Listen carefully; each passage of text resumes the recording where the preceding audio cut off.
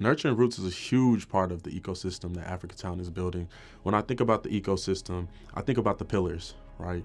I think about how we have different pillars within our community that our community needs, right? And agriculture and farming is one of them. I think Nurturing Roots is one of the leading organizations within the agriculture and farming pillar within our community, and holstering up that being a Black woman farmer, right, and representing for Black farmers in this area and being able to bring awareness to what Black farmers in this area go through is a huge importance for our community.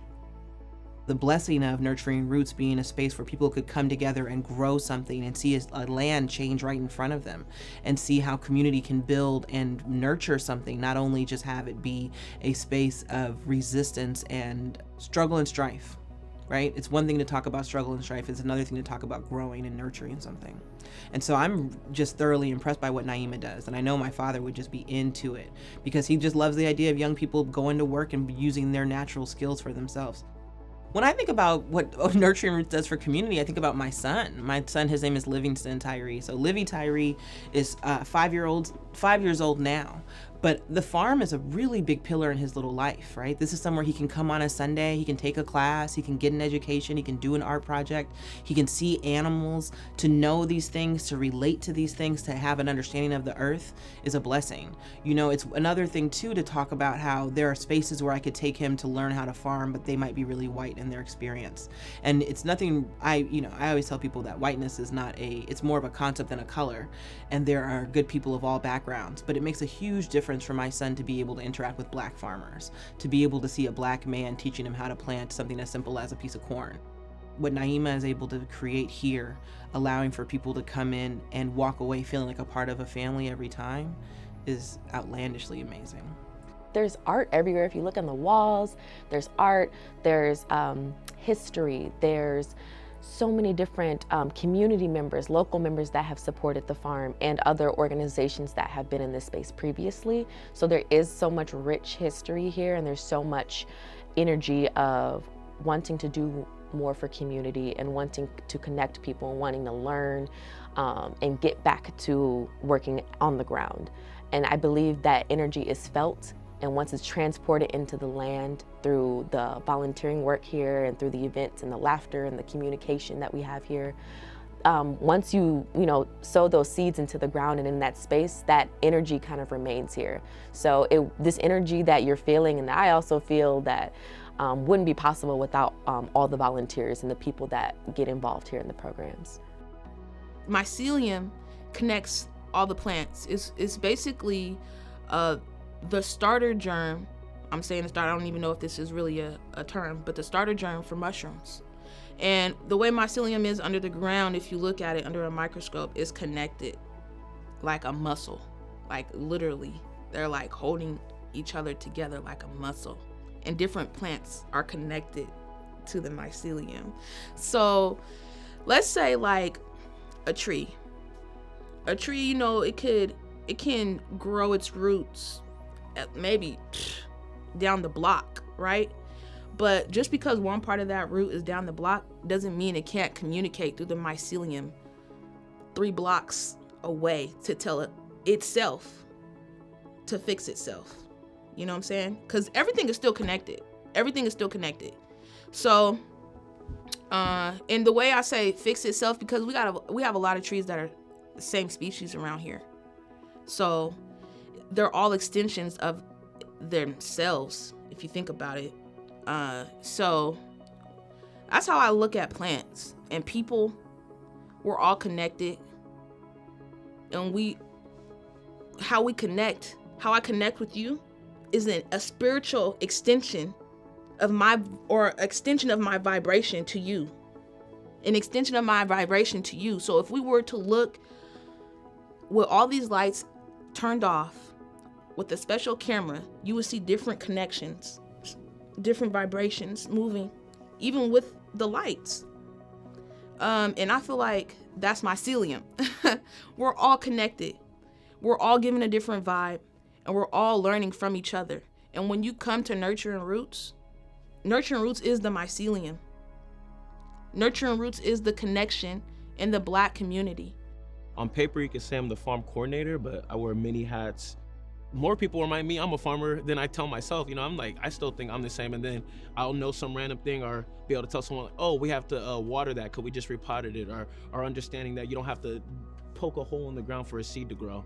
It's just like things that are just like kind of become secondhand, and I like being able to pass that on and help people understand, like, you're a farmer too. And I learn the best part is at the farm, I'm always learning. So I'll do a volunteer day, and a volunteer will be like, oh, that's that, and I'm like, I didn't even know that. So I'm always telling people, like, I'm not an expert here. Like, I'm learning every day from you guys. I hope you learn from me. And I just feel like that's just a great experience. We have corn, peppers, celery, snow peas, pumpkins, cabbage, cauliflower. Even right here, we have some onions and leeks, amaranth, broccoli. My favorite thing is one of my favorite dips is artichoke. We had artichokes. We had thousands of artichokes, it felt like, and they're just going all over. I'm just like, can I make artichoke dip out of this? Like, I'm gonna go home and throw this in the oven. So just seeing like my favorite things, and then like not just growing the chickens like eggs. I eat the chicken eggs almost every day, and they taste completely different than store-bought eggs. It's important for me to be about creation care. And so when I think about creation care, I think there's not a discontinuity between us being on stolen property, not just the Astons, but maybe Nurturing Roots, and maybe paying homage to people that were here before, and to recognize their contribution to this land. But I tell so many people, it's like at Nurturing Roots, we grow humanity through the process of cultivating food, but we definitely are growing something that's inside of us all, you know, that has been kind of dormant. But as we've cultivated this space and we've renewed it, we've analyzed and said, hey, we need to be owners of this space. We need to be here, and definitely, you know, there's a lot of folks getting pushed out. The cost of living is rising, the cost of real estate is rising. So how do we stay for good? So that got us into fundraising, you know, knocking on doors, figuring, okay, what grant can we use for acquisition? What funding can we use just to purchase? And I think, you know, going through all of those different channels, you know, there's programmatic, there's all these different kind of grants, but there wasn't really anything to just purchase, you know? So I think years negotiating with the church, telling them, hey, can we stay? Okay, give us 3 more years, we'll stay here. And then finally we were able to acquire the funding. So I think that was a triumphant moment. We made an offer to the church, made an offer to our landlord, and they declined. We've been here 8 years now, and our lease is up next April.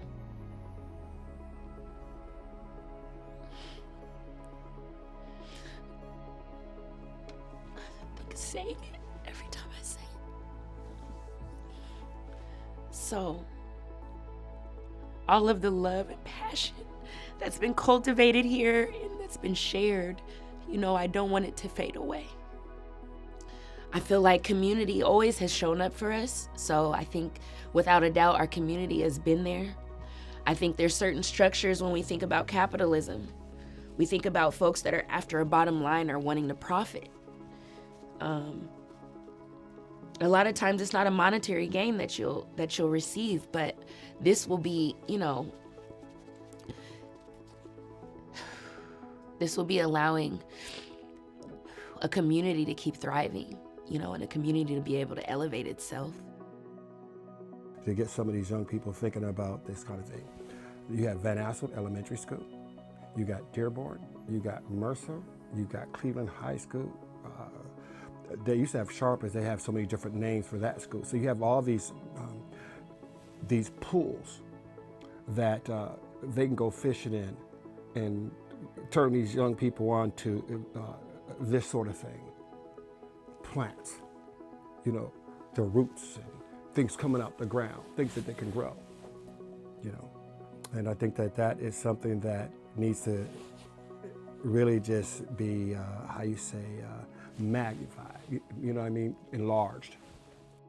Even being able to convey an energy in this world that is more about reciprocity.